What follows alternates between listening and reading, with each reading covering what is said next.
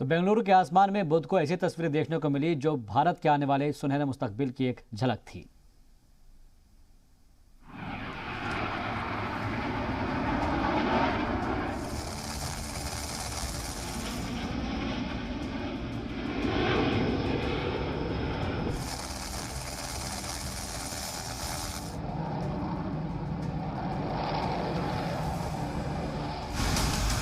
हिंदुस्तानी शुजात का ऊंचा आसमान।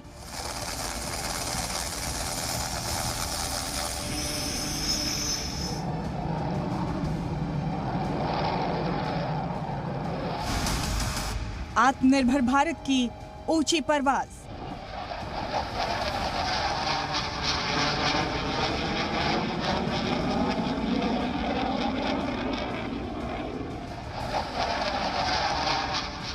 आसमान में परवाज भरते भारत के इन फाइटर तैयारों की दहाड़ तो दुश्मन तक पहुंची गई होगी, लेकिन ये सिर्फ आसमान में मजबूत भारत की गूंज ही नहीं है, बल्कि खुद मुख्तारी के रास्ते पर हिंदुस्तान की ताकत की दस्तक है।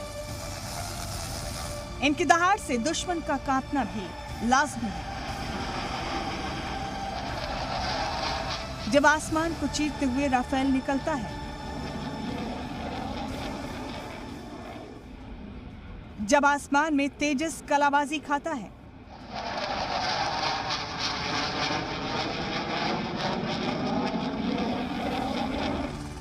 इस लाइट कॉम्बैट हेलीकॉप्टर को भी देख लीजिए, जो जल्द ही फिजाइया को नई ताकत देने आ रहा है। भारत के इन आसमानी जंगबाजों का कोई जवाब नहीं। ये एरो शो महज एक शो नहीं, बल्कि आत्मनिर्भर भारत की परवाज का मजबूत मुजाहिरा भी है। With focused attention being laid on promotion of exports of Indian defense products, India is steadily marching from Make in India towards Make for the World. चूंकि इस बार गैर मुल्की कंपनियों की तादाद बहुत कम है, सो भारत को अपनी मुल्क की ताकत दिखाने का मौका मिल गया। एरो इंडिया में आत्मनिर्भर भारत की बेहद खूबसूरत झलक देखने को मिली। सारंग हेलीकॉप्टर और सूर्य किरण ने पहली बार एक साथ आसमान में दम दिखाया।